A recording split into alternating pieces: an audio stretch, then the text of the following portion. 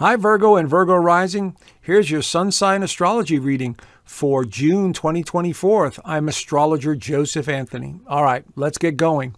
We have another very important month coming ahead. This is because Jupiter has now entered Gemini in your 10th house of career.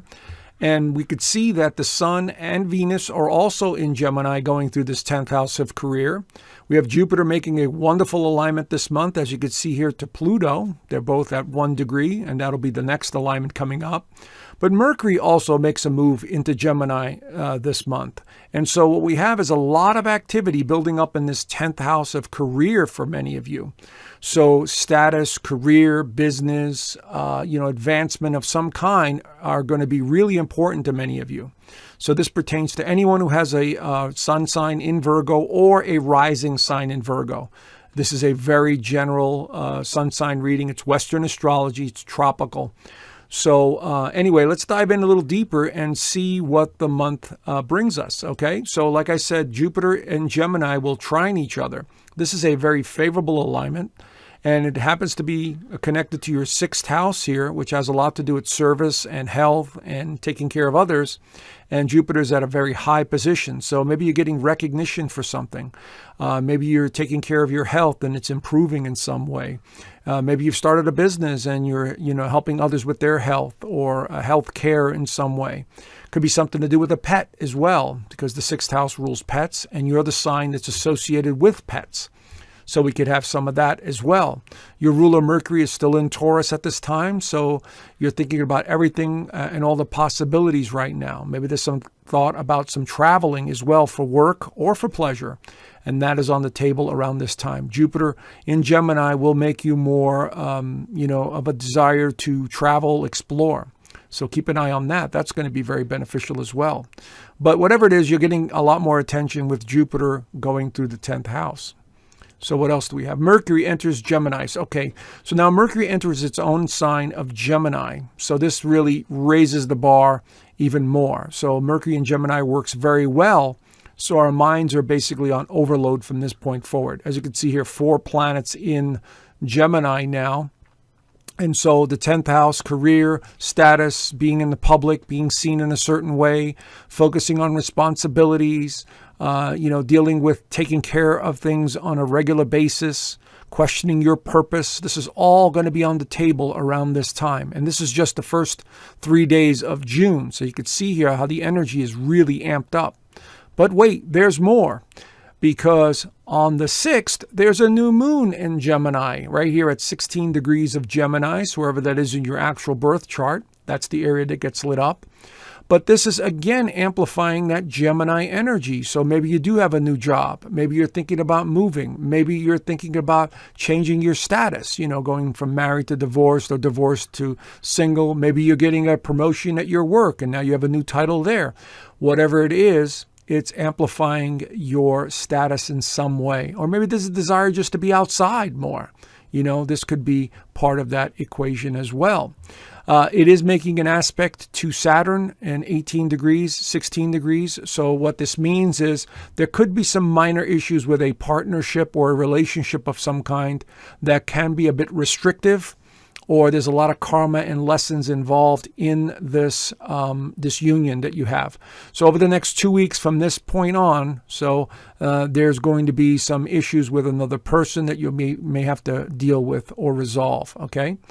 Mars enters Taurus on the 9th. So a few days later, Mars finally leaves your 8th house here and goes into the 9th house. Now, this is going to definitely increase your desire to travel, explore, want to venture out, want to do things in a different way. And Mars is in Taurus, which is another earth sign like yours. So it can be quite beneficial for you guys to take a few chances, take a few risks, try something new, go someplace new. Okay, you got all this Gemini curiosity here in the 9th house, and now you have the drive and determination in the 9th house here, but this is the 10th house, The 10th house has all this energy in it, but now the 9th house is getting some boost. The 9th house has to do with philosophy, meaning, higher purpose, but Mars in this part usually motivates us. There's a strong desire to increase, to travel, to explore. So it adds an element of increase. Mars in Taurus, though, can be a little stubborn, so be careful of, getting set in your ways and not wanting to change and frustrated or any of that stuff, okay? Because, the energy is going to be very wonky around this time, especially when we have Mars squaring Pluto on the 11th. As you can see here, 1 degree and 1 degree.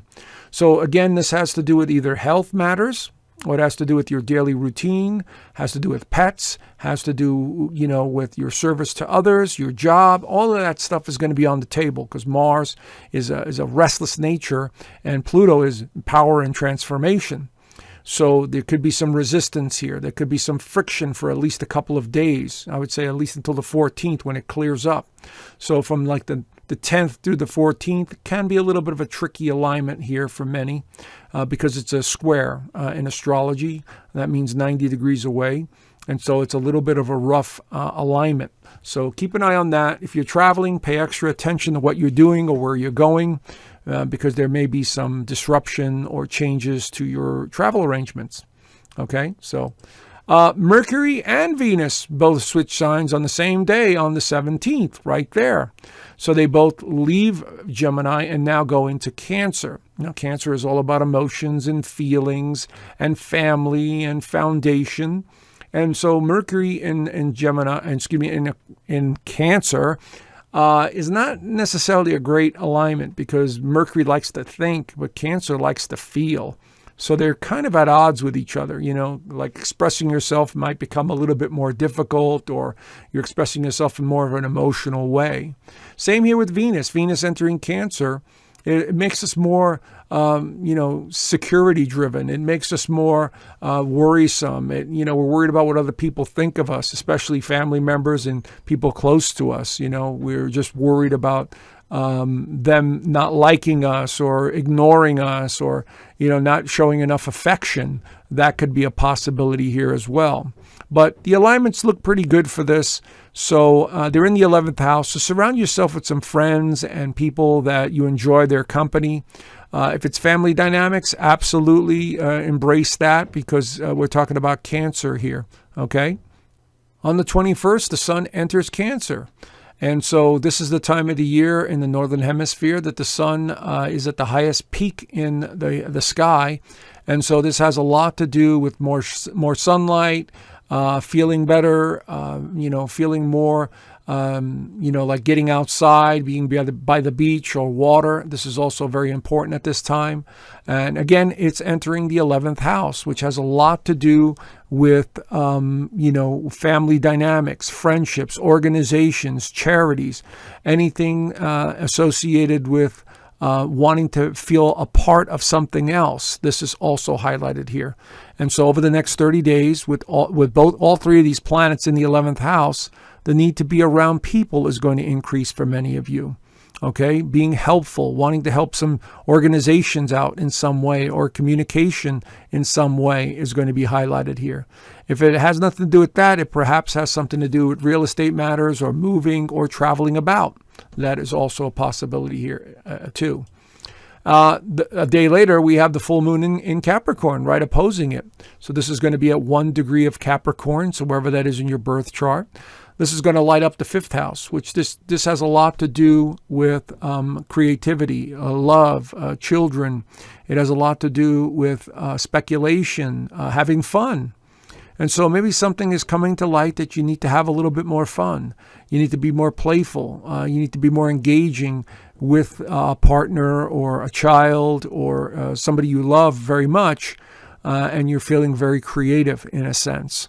So this full moon will bring something to light that you need to pay attention to and engage in some creative manner. Okay, so I would highly encourage that. Okay, and last but not least, we have Saturn going retrograde in Pisces on the 29th. So here it is in stationary position before it goes retrograde. And it'll be retrograde for about 4 months in this 7th house of other people and relationships.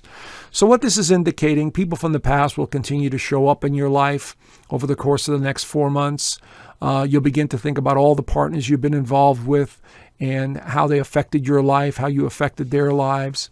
And, relationships of all kinds will be heightened at this time.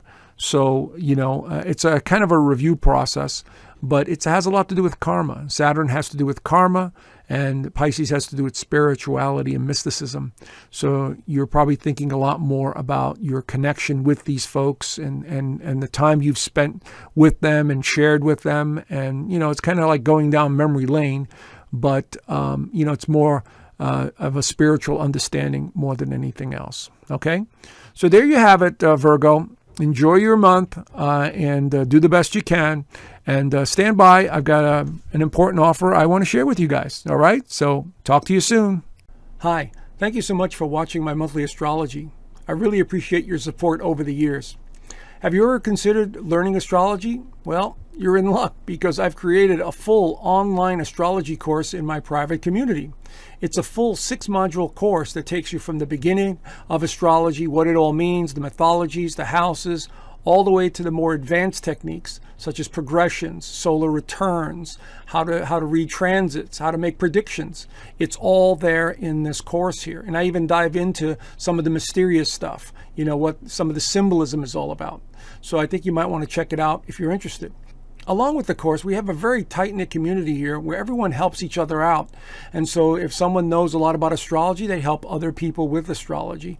So it's a community that really gets involved and, really wants to learn and help each other out. But as you can see here, I have a whole lot more on this private community. I also have the Inner Circle live calls each week. Now, this is something that I do twice a month on YouTube, but here I do them on a weekly basis. And I talk about various topics. You get to ask me questions, we interact, and we learn a whole lot more than just astrology. So this could be anything from astrology to what's going on in the world, predictions, politics, whatever it is. We talk about it in the Inner Circle calls. Of course, I do have videos here that I do not have on YouTube, so you get those too. And then I've got a private resource vault, which has videos that I suggest watching, books suggested reading, meditations, and more. So if you're interested in learning astrology or want to be part of a great community that's really growing fast, head on over to the link down below and click on the link and join today. All right? Thank you so much, and I look forward to seeing you soon. Bye for now.